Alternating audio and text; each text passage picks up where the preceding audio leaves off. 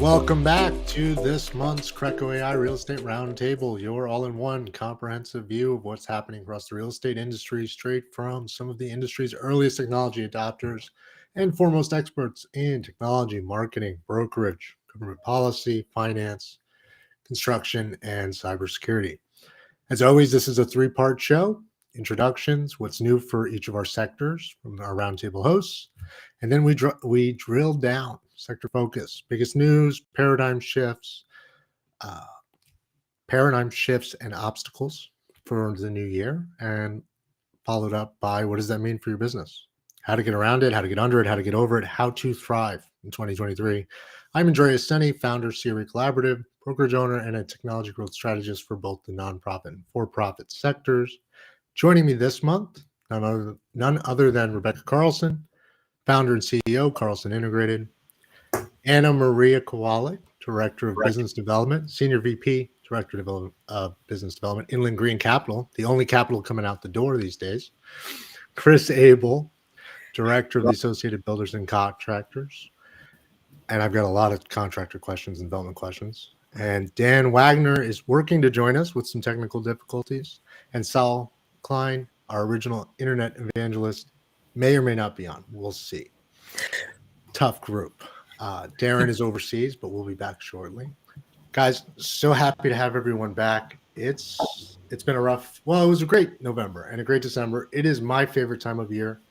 Don't let the single snowman fool you. I am totally decked out for the holidays. It's just this was the last room. I love the holidays. So happy to have you back. Chris, you're to my upper right here. Nice to see you again. What's happening in your world? It's good to be back. I feel like I kind of like came home for the holidays now since I was away for a couple months, but everything on my end is good. I've been chatting with a lot of architects lately, obviously talking with contractors. I'm just trying to listen to a lot of economists, just trying to figure out what 2023 really looks like, because the mixed messages is probably the two words that come to mind. And I still can't figure it out. And I don't know if I'm going to be able to figure it out.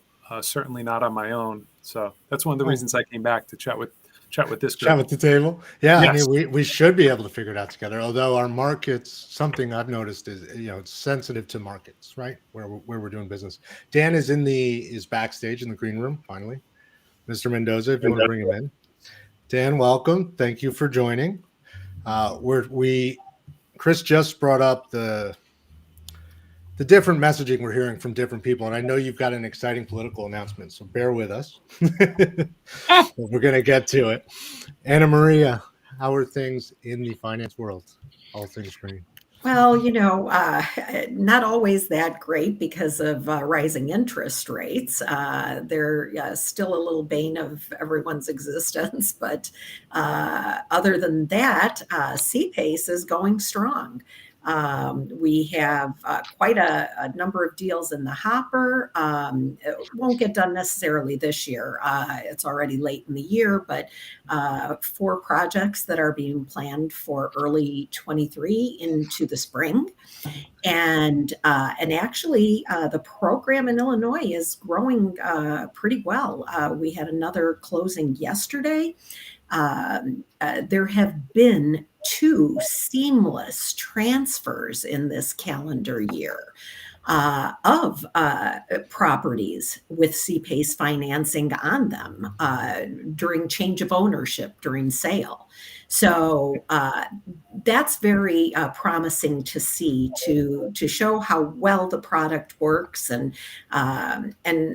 how it's such a great tool for the commercial property owners to use. So very exciting. And no mixed messaging on CPACE, as far as I can tell. I haven't heard any. We're going to get back to Chris's mixed messaging in just a moment on the industry, because I agree with you. I'm getting a lot of mixed messages.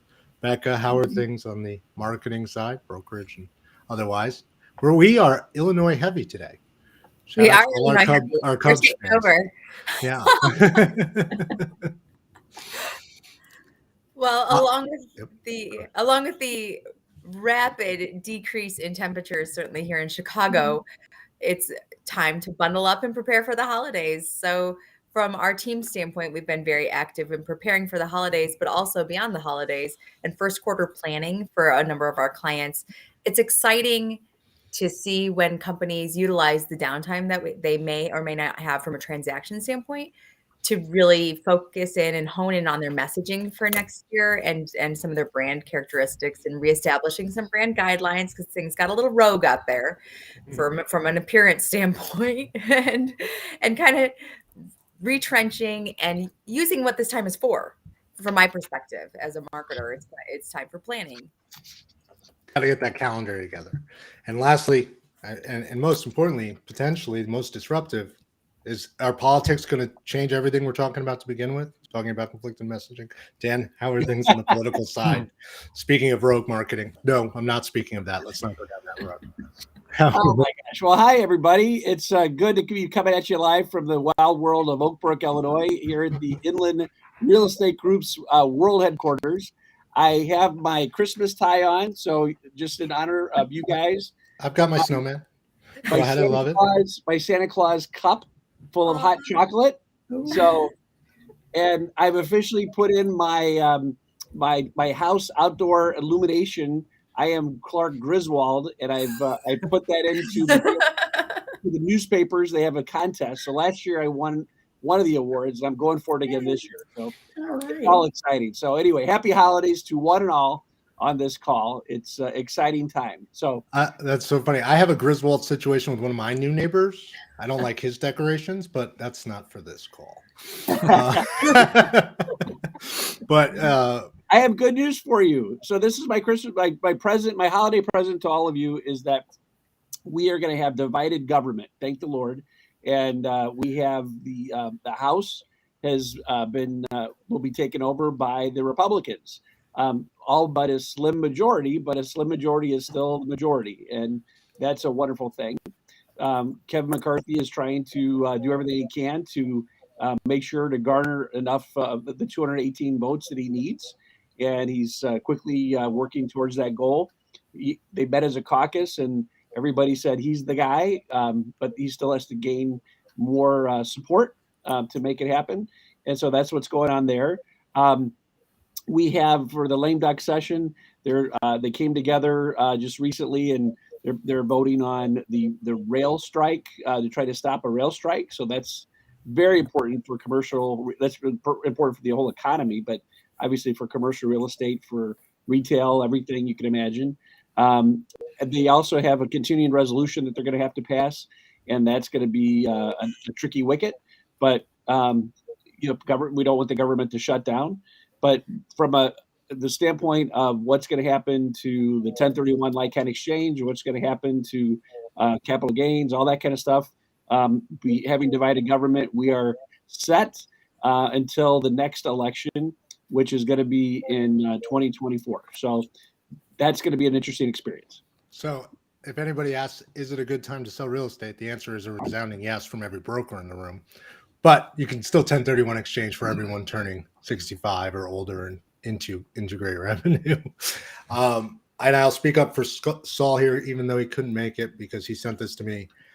The biggest concern I'm hearing from my side of the fence, brokerage-wise, and Dan, I got to warn you, Anna Maria already said she's doing tons of deals, so we're going to talk about Illinois and deal flow at some point, is the fact that scholars are increasingly voicing concerns that a shift to working from home, spurred by the coronavirus, and then is going to cause a 3-decade renaissance out of the major cities. It's in the New York Times.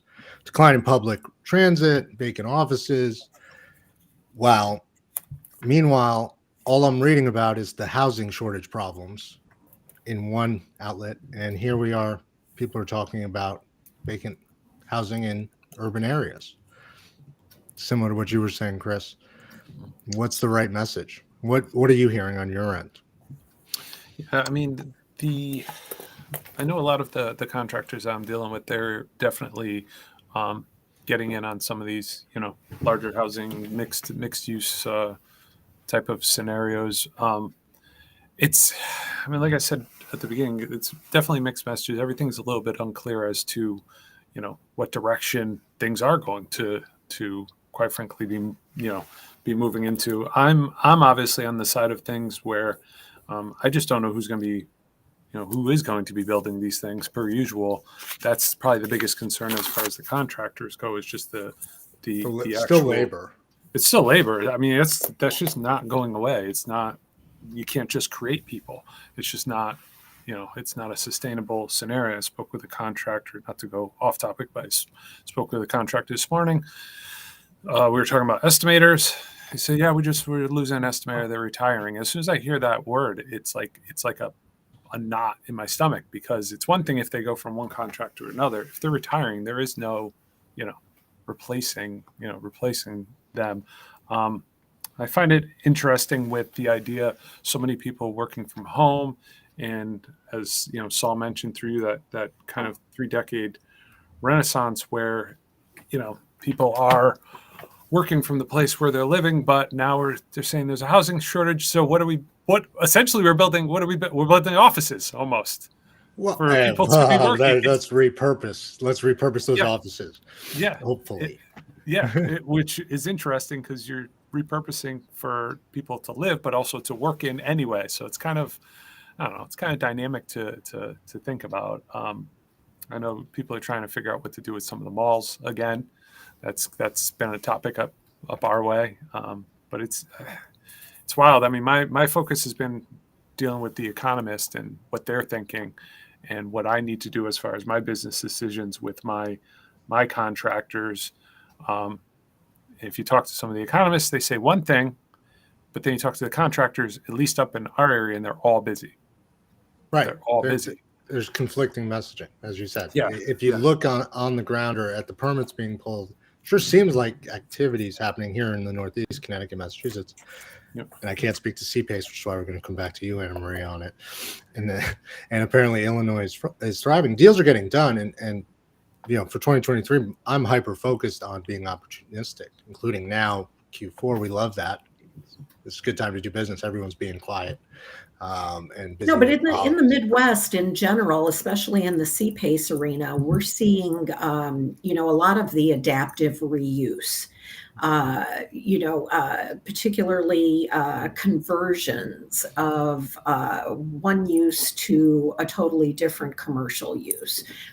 So taking some of that vacant office space and turning it into multifamily, or taking an industrial facility and making it self-storage. An old industrial facility that hasn't had any business in it for a while, which there's very little of that, but it is still happening. So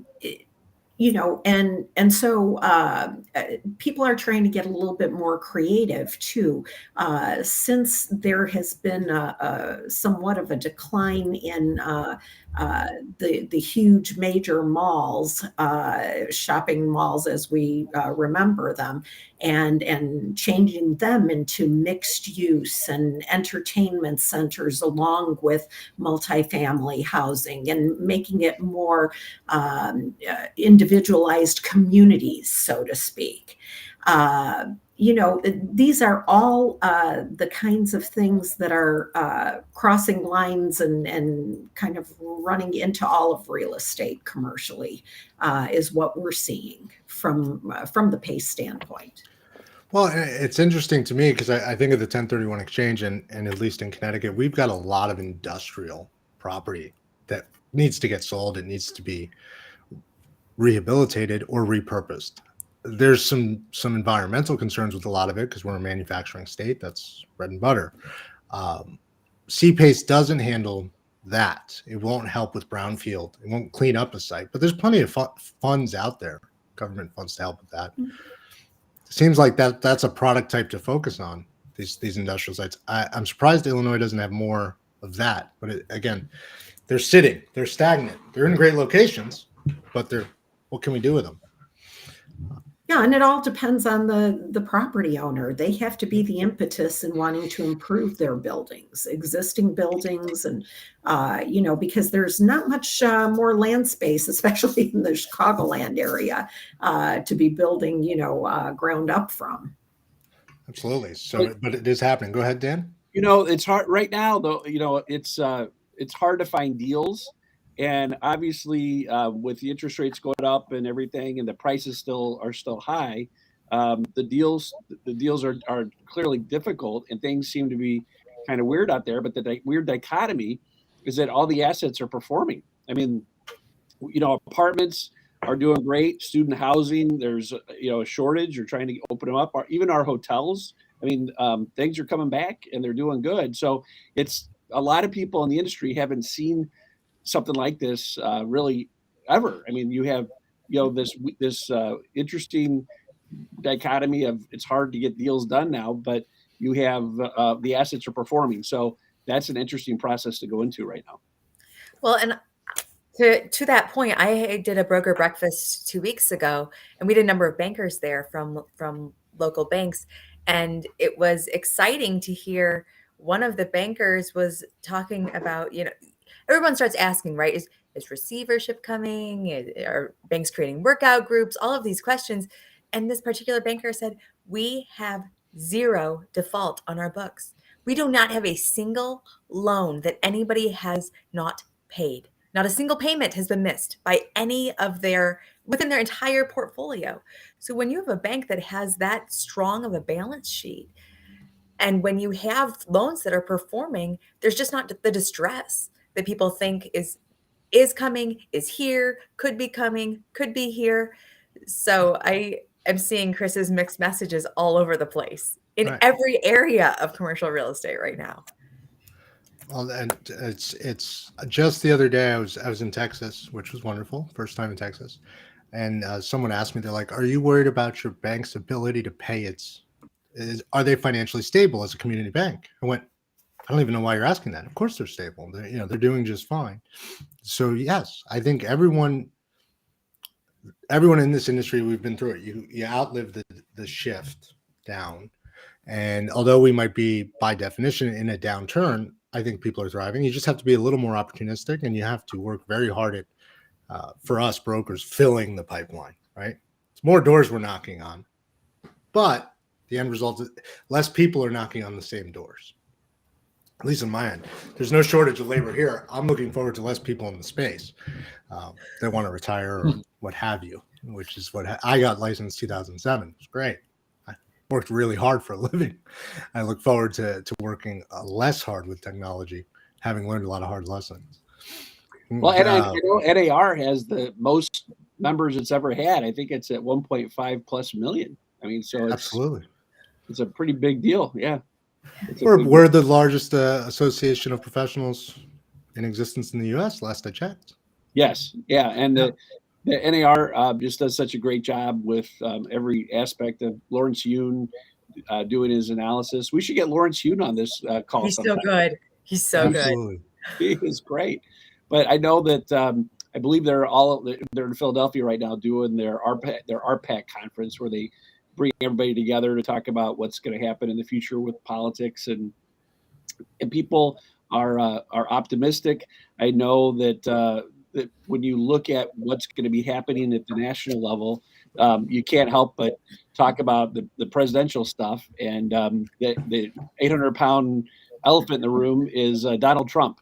So that's where the Republicans are going through an interesting experience where Trump helped gain interest into their world, and now they're seeing that there's a lot of damage that Trump has caused among the party, and so they're trying to figure out how to get back in a way. And it looks like DeSantis could be the person that they're going to be looking to, and it's a really interesting experience. I know that there's been fallout where Trump's endorsed all these different people, and they just lost. And the thought is that we were going to take the Senate, or the Republicans were going to take the Senate, and they unfortunately did not. But the 1031 is thriving. The 1031 is thriving, which is for those of us in real estate, that's our biggest, not our biggest priority, but our biggest work priority. Yes. Without going too political on it.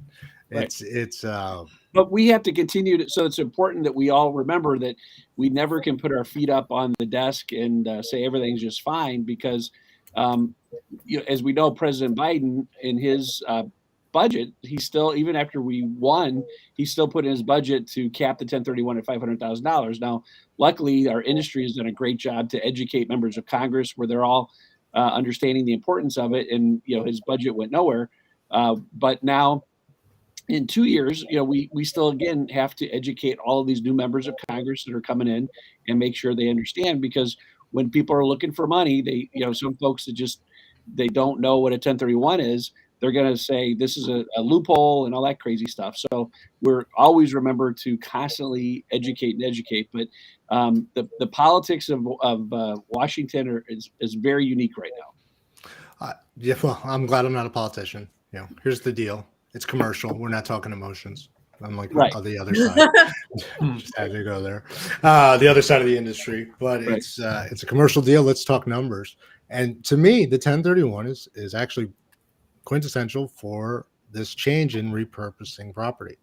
It would be dead. I mean, there's so many things would just grind to a halt if you didn't have the 1031 to be able to do that from a REIT perspective, from really all different perspectives. I know in Illinois here, just down the road from Oak Brook, is a town, Naperville, which is I think the second largest economy outside Chicago, and they had this old Kmart building that was just dead, and it just was sitting there and being a big eyesore with weeds growing in it. And an older gentleman had it, and he was going to get killed in capital gains. He was never planning on selling it. And then the city was able to work with Costco, and Costco said, hey, owner, why don't you do a 1031 exchange and then go into apartments? And so that was the only reason why this property was able to be repurposed, and they were able to bulldoze it. It created a ton of jobs. It created people being able to, the city be able to get sales tax now from the Costco. So many just wonderful aspects because of the 1031. It would never have happened if it wasn't for the 1031. This guy would never have sold, and now he did, and that's just been wonderful. But we're so blessed to have the 1031, and our DST world is doing well. We still have, with us, I know that we have, I believe it's 13 billion under management just for our DSTs alone. So we're very happy working, keeping the 1031 business going strong. Well, it's such a fantastic part of the model in real estate. And I'm taking it from you. It's the 401k for us real estate operators. We own real estate. That's our 401k. That's how we look at it, and it's great. But I want to circle back here for a moment on rogue marketing that was brought up by Rebekah. So I'm losing money if I'm saving it because of inflation, because of politics. But the 1031 is there. I've got properties that are stagnant. Last time you were on, we talked about funds oversubscribing, marketing. I mean, there's plenty going on. So what does that mean, rogue marketing? Is that mixed messaging? Is it just what it's? Are you echoing Chris here? Well, I do think there is a mixed messaging component, and I think over time, some brands get a little bit lax in what they permit, mostly because we do have a lot of young people coming in the industry, and they have all these great ideas, and no one wants to squash their creativity. But I increasingly see things that are not according to brand standards. Inland doesn't do this. Inland controls their brand, as they should. Your brand is a huge asset. That it is tie was not approved by Inland. I'm just kidding. That's a beautiful tie. I have the same tie. No, it's your intellectual property. Absolutely. No, She is Inland Ridge, brilliant. all of them are great. She's one of the most brilliant people. Just keep going. No, your brand is your intellectual property, and it is that piece of recognition that people have with how things are looking. And so I have a full social media team, and we have to internally double check, triple check, quadruple check, is this in alignment with our client's brand? And that's our messaging, how we're speaking to our constituents or speaking to our clients' constituents with comprehensive brand strategy. But it's also the appearance of what's coming out and being published under their name. Because, gosh, I was talking to somebody about the Retail Space Guide the other day, which is a Chicago publication that's like a listing platform Or like it's like a white pages, all of the property listings in retail real estate in Chicago, and it's been around forever, and it's under the That's how Illinois Real business was Estate done before Charter. the internet. Right? Yep. I know, I love it. I will tell you, I have always seen Inland's ad on the cover, on the back cover, or often on the front cover Okay. as well. Right? That brand, when I think of Retail Space Guide, I think of Inland. Inland is always buying. I can, anytime I book an ICSC event, and I'm not going to say their new name now. Anytime I book an ICSC event, I think of the brand. So no, that is very true. And but I have not seen an Inland meme. Is that the right term? Yeah, exactly. That's what you're talking about. That's new age media. Is that the right? I don't even know if that's the right term. I was the guy who said Twitter was for people that can't read, right? Or some brands people that can't really read. do it, but some can't, and it's not in alignment. I have seen, kind of cartoonish fonts in a financial services company. That is not okay. So there's some pieces So that emojis are not okay in your business email. I'm getting that. Okay, it's universal language, I've been told. It is a universal language, and some people can utilize it because they use it on other forums. If that's part of your constant conversation, and I have written several emoji-filled emails for a client, it's totally outside of my normalized wheelhouse. I really speak commercial real estate, financial services so much better than little emojis, but I'm able to do it and have been able to provide it and send them out for that client. And it's perfect for him because he puts on LinkedIn like 8,000 emojis. That's like his heart and his narrative tone on LinkedIn. So when people get the emails, they're like, oh, it's just him. Cute. Well, that's his I brand. love it. It's in brand for him. If Inland put a bunch of hearts next to something, it might be surprising. It would be so weird. The other thing is we are, since we securitize commercial real estate, we are under incredible scrutiny, compliance and scrutiny with Securities Exchange Commission, FINRA, and so there's a whole staff here at Inland that's just compliance, and their whole reputations are on the line too if somebody messes up, and so we are always constantly sending stuff to our compliance division that's being able to approve a message, approve anything, and that's what's so helpful. Really, Inland has the belt and suspenders of being able to follow all the right procedures, because when you're investing people's money, there's nothing more sacred, and you have to take care of where you're, what you're going to be doing with that. And so we're super conservative with how we go and buy something. And Anna Maria will tell you, there's, that just like everything, the due diligence that she does, that we all do, is just ingrained in us after 53 and a half years of the company being in business. So that's an important thing to remember as well. Well, it's interesting here. We are conflicting messaging, and less so, or maybe less so. It's about medium, like where are we sending and how are we sending. I've realized there's been a huge uptick for me dealing with newer real estate operators who just love to text, and there's the intonation's gone in your text, and it's great for like see you at 4, but no, don't text me the deal parameters. Like I want an LOI and I want a phone call. I want to talk it through because I want to hear when or what's might be a pitfall. At CPACE, I imagine, given the regulation, as Dan was saying, and 1031s, it's all email. You guys can't even communicate text, given what you're doing. No, there's the occasional text with a client, like you said, see you at 4, or something that's non-material. And even with email, we prefer handling everything by phone. Having that one-on-one experience with the client, building that relationship. There's so much nuance in relationship. And so, everyone wants to put their best foot forward. And the only way to do that without misunderstanding is, more collaborative and talking. Yes, absolutely. Well, you can see my Italian hands fly. You can see my facial expressions. Absolutely. It really is a different being human. medium. It's Yes. important. And I'll borrow it from Jonathan Stein, as I do often. Your network is your net worth, and to Yes. network is a contact sport in real estate. That's right. It's just And the truth of it. there's also a huge difference in just, what you do. Like when you read something and you say, okay, this is what they do, what you do versus what are they doing? What are you doing?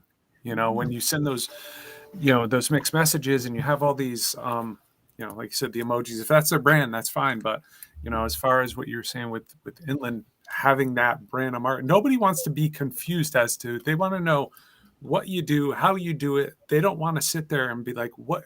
It's no different than getting a text from a friend or a family member that seems a little bit off kilter, and you just kind of like, instead of going to the message of, okay, I am going to see them out or what they're trying to say. Yeah, but you get holding it to your significant other, another family member, going, what does this make sense? What are they doing? What's going on with this person?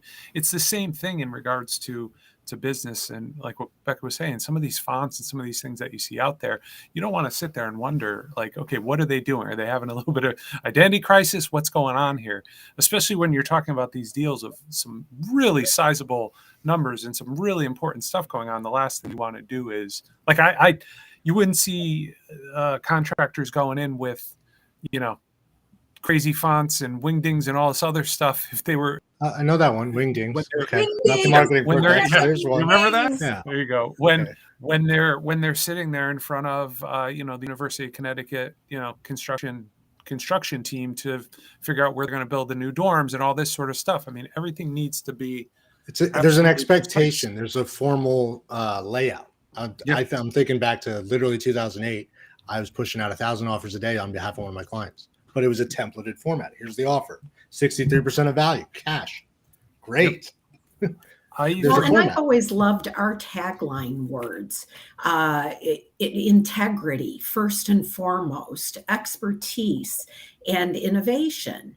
And I think those three words, the fact that it speaks our whole brand.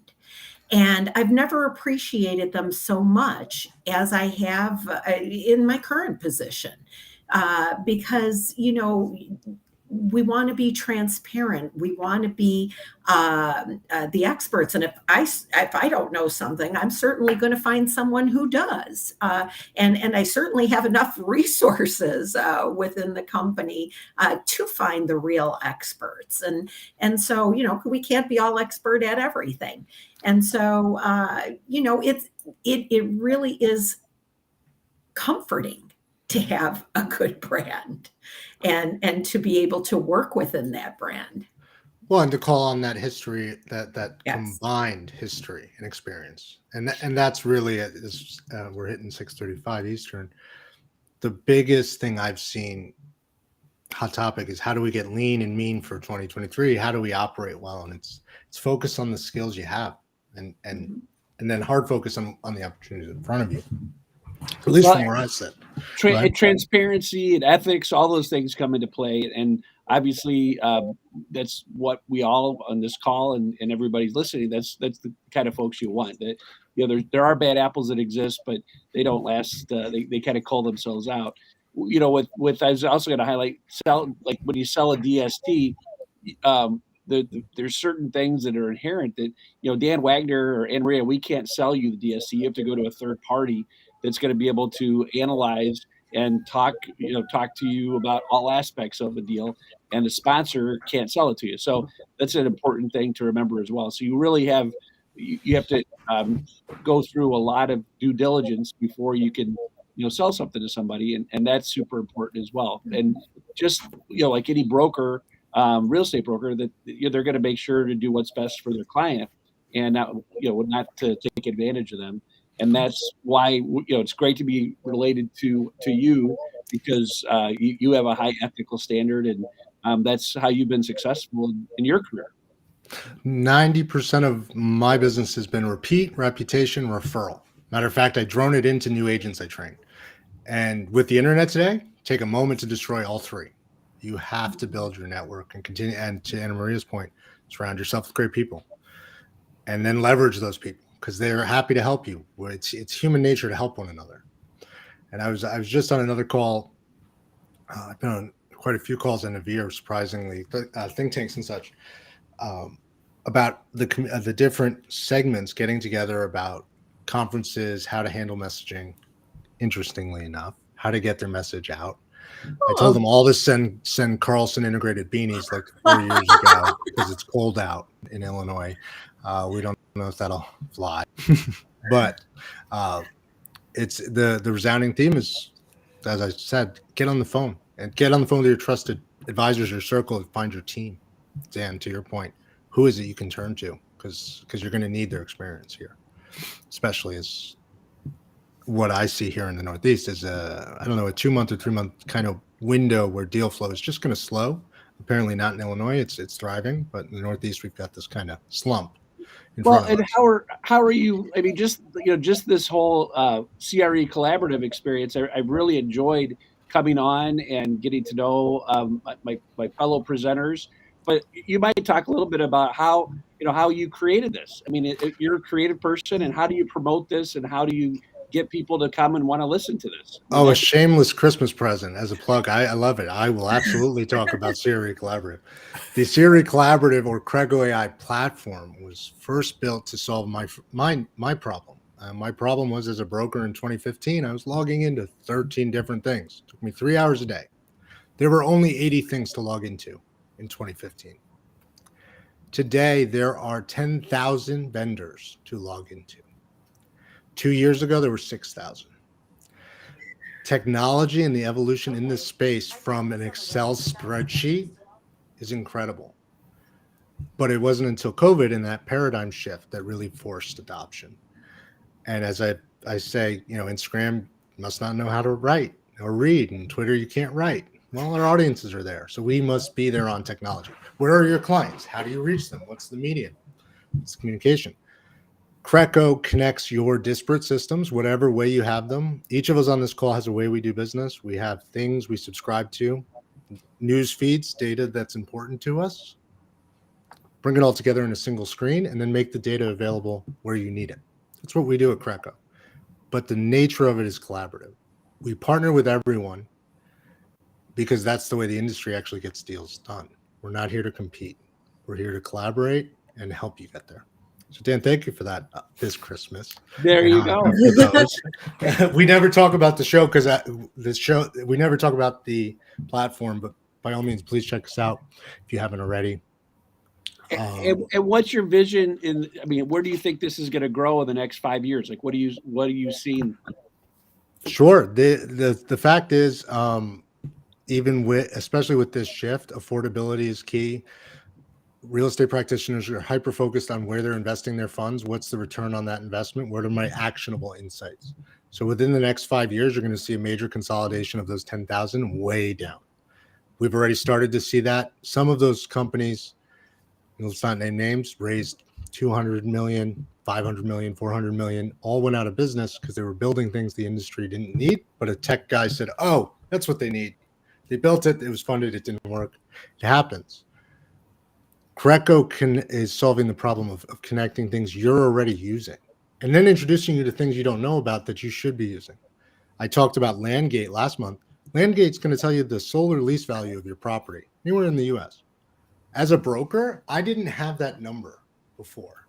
Mm-hmm. So now I have a talking point to a client or a customer that I just didn't have, which makes me smarter than the big box brokerage down the road because they're not using that because they're too big. They are stuck in a cadence. So as a middle market, as an SMB, the majority of the industry, you have a unique opportunity to really take market share. The bigger institutions are going to pull back and do what they know best. And then there's going to be this middle ground where we can be very opportunistic and take market share. That's what I'm most excited about coming into 2023, working with smart people. Thank you for asking. What's Inland going to do over the next 5 years? Just kidding.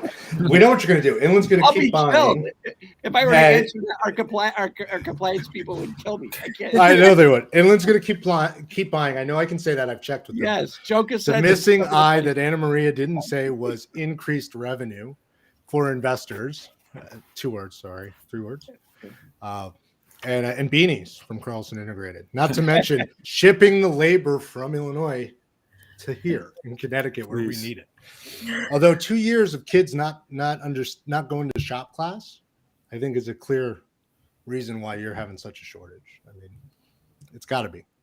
And you, me, we, the industry itself in Connecticut. That all being said, where do you see marketing going over the next 5 years? Now that he opened the door, Dan, you opened the door. Becca, let's go around, and CPACE is coming next, and All construction right. as well. Look, just as in real estate technology, and in all in every new disruptive technology area, there's proliferation and then there's consolidation.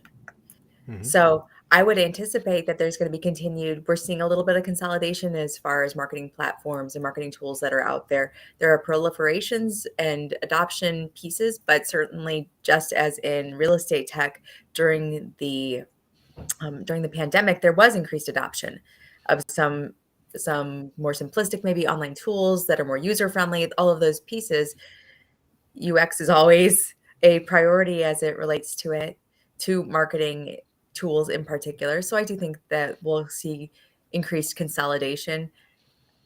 I'm sure there will be continued innovation. Gosh, 5 years from now, there's going to be some other social media platform. There has to be by then that everybody's going to want to adopt.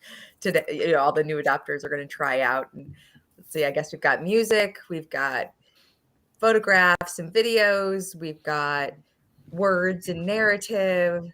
We have Auto captions on videos. There's a lot auto happening in captions. AI. Yeah, Right, there's a lot happening on AI.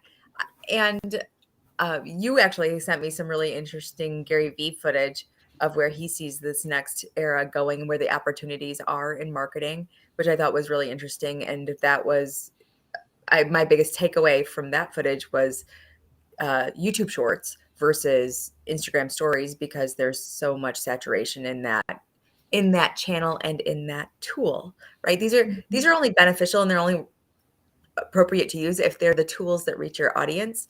And I have that conversation with local businesses on occasion. You don't want 2 million people watching your video of you doing XYZ. You need 20 people to walk in your door and sign up for class this month. What's the return on your investment? Totally different goals and totally different content. If your content isn't driving people to actually do business with you, why are you spending money building it and developing it? Why are you building this brand if you have 2 physical locations? Again, you don't need 2 million people watching somebody do something related to your product or service. You need people to walk into your business. Mhm. It's very different. So maybe you should be doing Google My Business advertising versus making a bunch of videos on Instagram. Well, unless you want to be a micro, I'm going to butcher this, micro micro-influencer or all these other new social media titles Right. that make huge money, 6-figure salaries, apparently. And maybe they do, but most of us as small But that's their business. owners Yeah. aren't trying to just become famous. We're trying to run our business. Yes, that's right. They're different goals. Well, and I've got to pause here and say, so for the next quarter, given the in a quick soundbite, what would you advise people to do over the next month in their downtime, thinking 5 years out, but focused on the next 6 months, 3 months? Because as we all mentioned, the downtime is here. Excuse me. Look, I think there's going to be such a retrenching of budget. Retrenching of budget. Okay. Yeah. And look, I think marketing is one of the first things to go for a lot of companies. And certainly in the commercial real estate space, marketing teams kind of dwindle and fewer members and those pieces.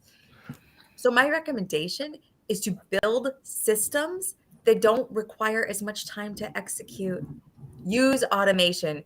Use CRECo's posting. My social tool and others. Wow, I'm getting a lot of plugs, guys. Thank you. And I love that. Retooling is a huge thing. What are we investing in? How are we investing? It's an ongoing factor. I mean, clearly, Chris, you've got to get more labor out there. So you've got to do some memes and get into the next generation. But I'm not sure. Construction wise, 5 years from now, I mean, we can't continue this way. No. I mean, it's definitely gonna get tougher before it before it gets better. But I think what we're going to see over, the next several years is, some of these companies, if they're getting older, you're going to see more of, and I'm already seeing it now. You're going to see more of the mergers. You're going to see more of the big fish in the pond kind of swallowing up the smaller fish. And just independence. yeah. Now I've noticed from a marketing and branding perspective, over, let's say, a few years ago, without really putting too much of a number on it, there would be more of, let me buy this company, and that's going to be our in the brand.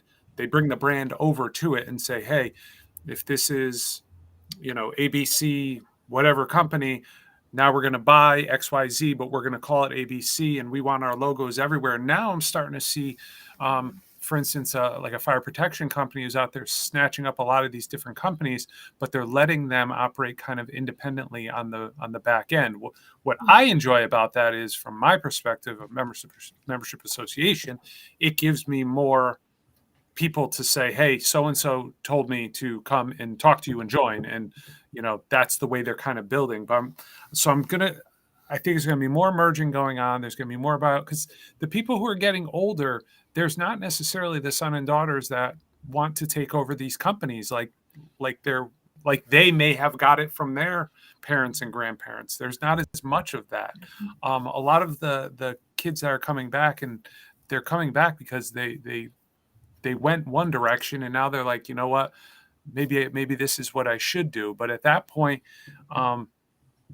they're already looking on to different factors. Is it better off for us to sell, and then you can go and do your own thing, and we'll help fund it that way? The other thing is, some of the younger demographic that is doing well, they're some of the ones that are out there seeing the opportunities and snatching up some of these other companies.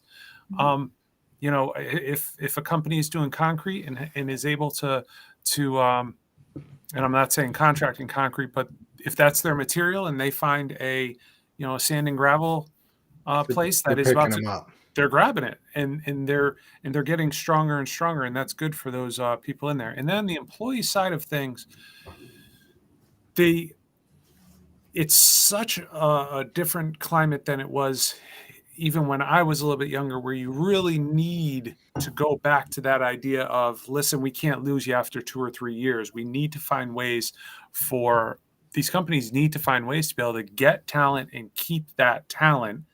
And maybe that is part of the plan where, okay, we're going to go out and we're going to buy this and you're going to run that, but you have to stay with us. You got to stick with us. Like, they're trying to make it, you can't just build a nice building and a new office and expect that someone's going to go, all right, this is where I'm going to spend the rest of my, 10 or 15 years now, because someone else is going to offer more money, or they're going to build a nicer building. It's just going to kind of keep going.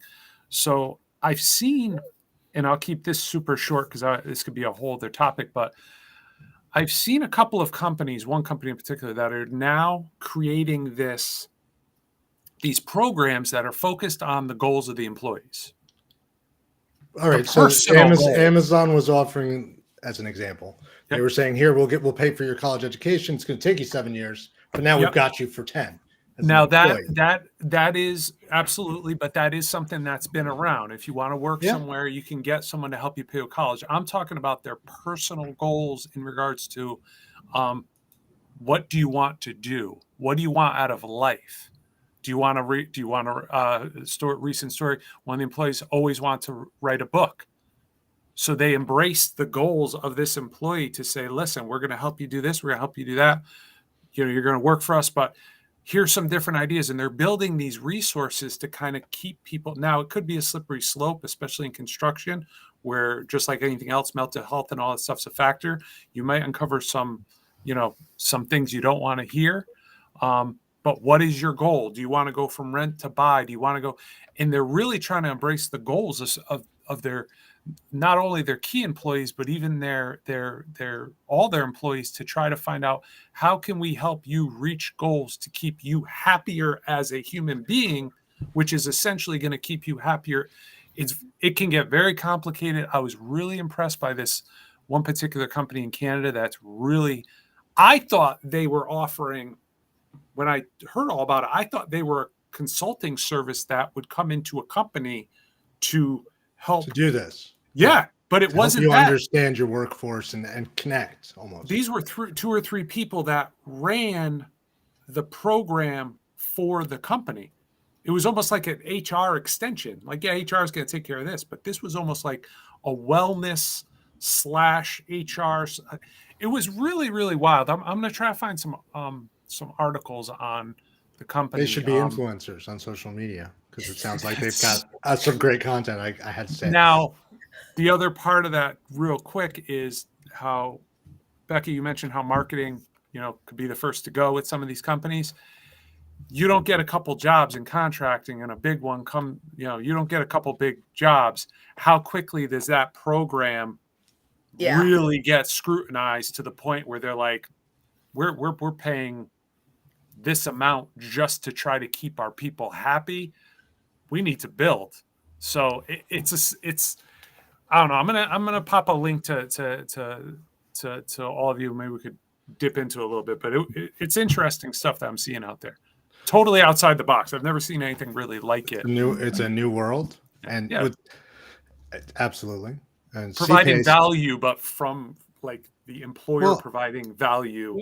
Like, I come from a value world. I need to. It's just, it's cool stuff. It's really unique stuff. Well, it's a relationship. Your employee, you're, a lot of, yes, there was this great migration, right? The great layoff, not layoff.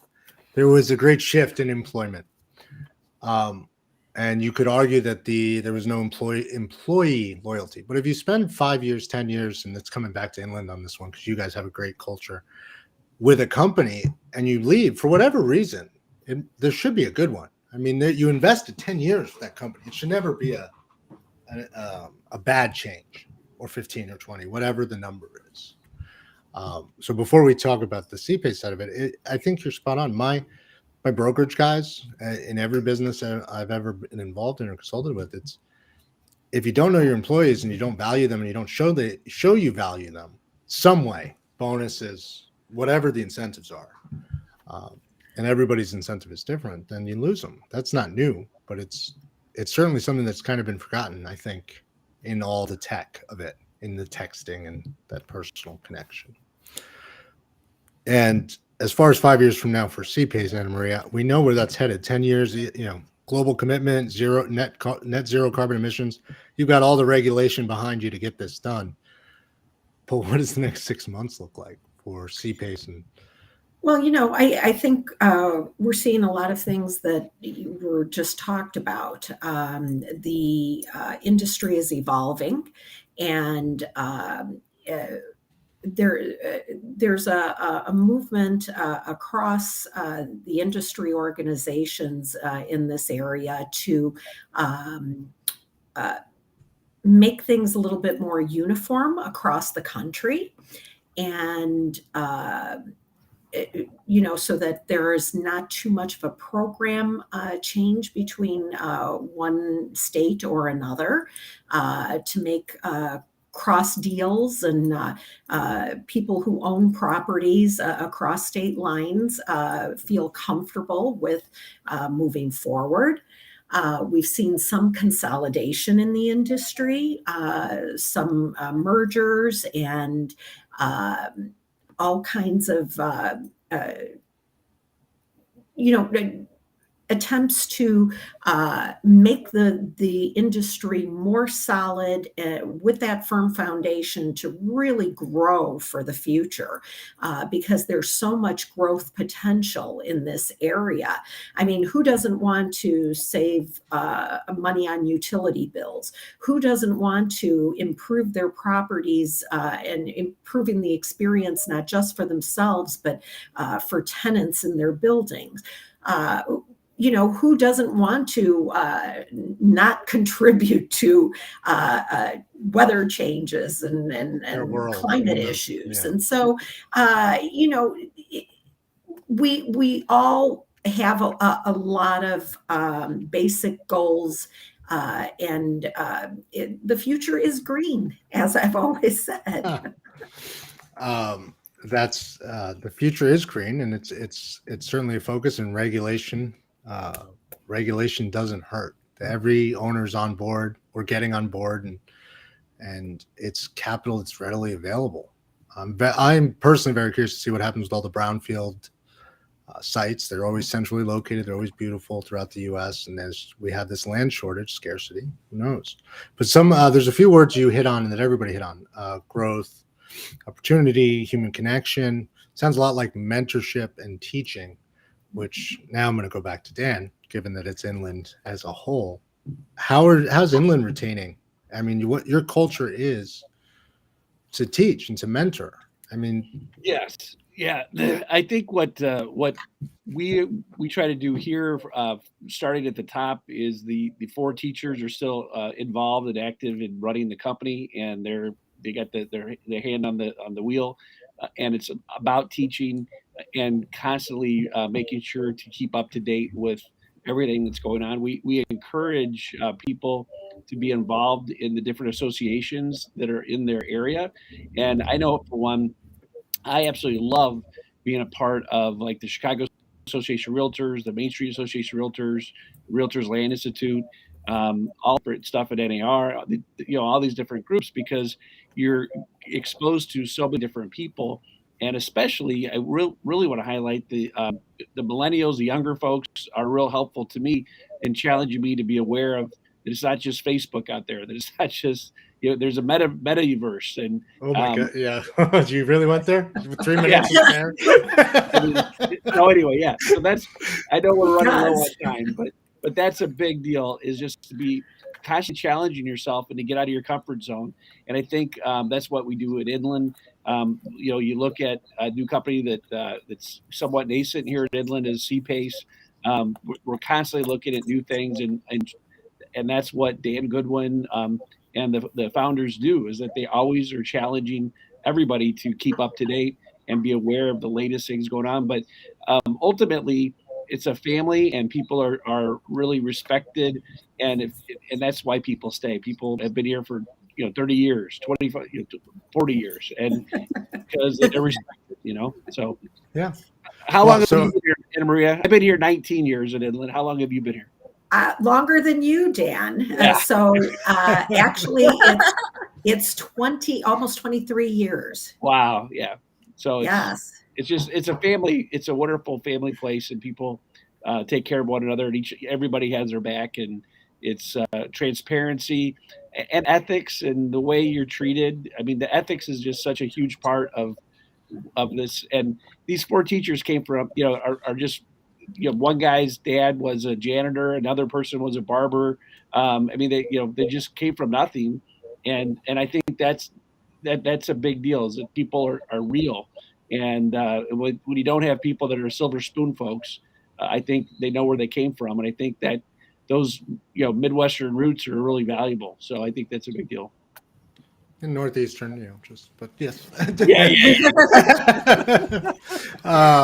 the few of us on the call this month, but it's what a great way to get towards the end of the show. So family, network, collaboration. I mean, really finding that connection with those you work with, and finding those you don't work with to call on and be mentors, teachers outside of Inland. Because Inland does mentorship, I believe, as well as some of these other groups. And these associations are so important. Like, I can't overemphasize how good it is, because you really get to meet the young folks that are coming in the industry. You have the staff that are on the up to date on the latest things that are happening, the trends that are happening. Like I mentioned, Lawrence Yoon, it'd be so great to have him on a call, because I mean, he's just like the guru. He's like the PhD in this stuff. So. We're going to tag him on this episode. Tell him we mentioned it 9 times, and I'm all for it. Okay, let's bring him on for a sector interview, and let's have him on. I'd love it. The new year is going to bring incredible opportunities. So anybody who's, in my opinion, and many opinions, all the brokers I talk to, investors, developers, it's just a matter of finding the right opportunities. I mean, 2015, I would say it constantly. I am lucky enough to be doing business in an age where I can go find as many deals as I want. I still have to go find them, but it's much easier to do so. The tools are there. The people are there. Everybody wants to help. It's not so opaque an industry that you can't get a foothold. You can't build something great. Inland built an incredible thing, 70 billion plus, 52 years, I think. I'm reading from the flyer over here. just so you know. Little No, I bit. remember seeing. I actually used one of your tear sheets as an example for another company I was talking to. I was like, "This is how you tell your story corporately. Clear message. It's one page. Flip it over. Services that you guys published in on your 50th anniversary." Yep. So it was just a great piece. Well, Well, this very is grateful for you. Very grateful for this experience. So thank you for this fun time every month, and I look forward to 2023. So wishing you guys the best for this holiday. And a happy new year to our listeners as well. Saul will be back. Darren will be back. I'm hoping everyone else will be back. I know you will. I'm just kidding. I'm looking forward to it. Mr. Mendoza, where can we reach everyone? Run us through our outro. And I want to thank all our listeners. Guys, we have grown incredibly this year, and we're going to grow incredibly next year as people, as professionals, as a show itself. Follow us, find us. We are available anywhere you get your audio, video, all the social media channels. We are not a social media influencer by definition, or we might be. I don't know. Catch us next month to find out. But more importantly, have a wonderful holiday season. And if you have a question, Merry reach out. Christmas. Happy Hanukkah, Happy Merry New Christmas, and all the other interrelated holidays. And most Yes, importantly, Happy New Year. Absolutely.